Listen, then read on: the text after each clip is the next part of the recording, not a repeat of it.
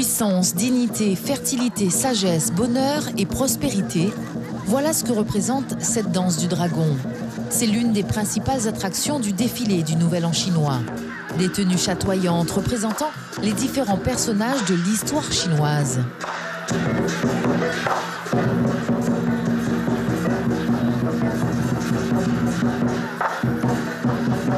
Moi, je représente le prince du Nouvel An chinois. Et moi, la princesse du Nouvel An chinois et son père, le roi. Et qu'est-ce que vous savez du Nouvel An chinois ?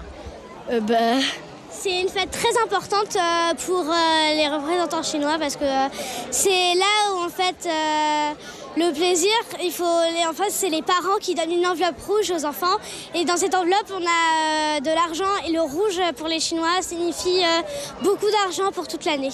Nos tenues représentent, nous représentons les concubines de l'empereur. Nous sommes 5. Donc il y a les concubines de l'empereur. L'empereur avait son épouse et ensuite il avait ses concubines.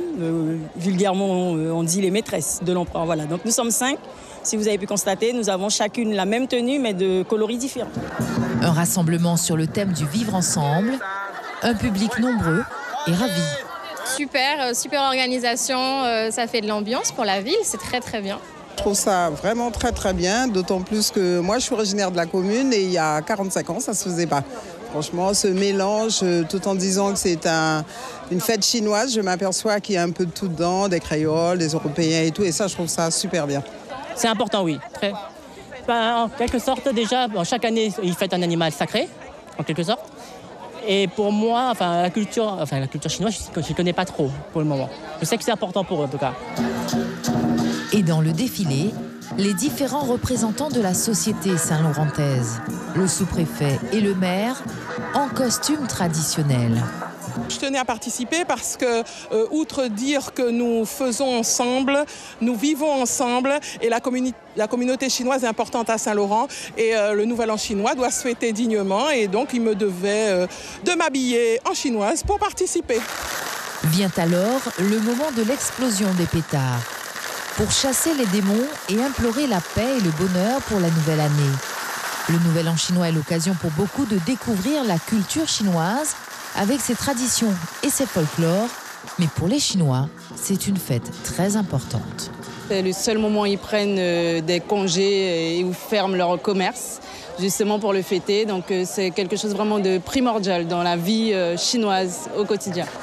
C'est pas moins de 150 participants au défilé. Une satisfaction pour l'association qui fête cette année ses 34 ans d'existence. Mais c'est la deuxième fois qu'un tel défilé est organisé grâce à l'aide de la communauté chinoise du Suriname, arrivée à Saint-Laurent avec 80 danseurs. À partir de 2017, les relations se sont nouées. Ils ont été très très bien accueillis ici, ce qui explique l'histoire de 2019, de cette année. C'est-à-dire que j'en demandais pas autant. Je demandais à peu près la même chose que la dernière fois, 35 artistes. Eh bien, quand on est parti, qu'on a été les rencontrer, ils nous ont dit 80 artistes. Comment on va faire ça ? Là, on s'est gratté la tête là, tout de suite, parce que du coup, 80 artistes, c'est plus du tout la même organisation. Ici, par exemple, on ne pouvait plus le faire. Il n'y a pas la place. Un nouvel an réussi.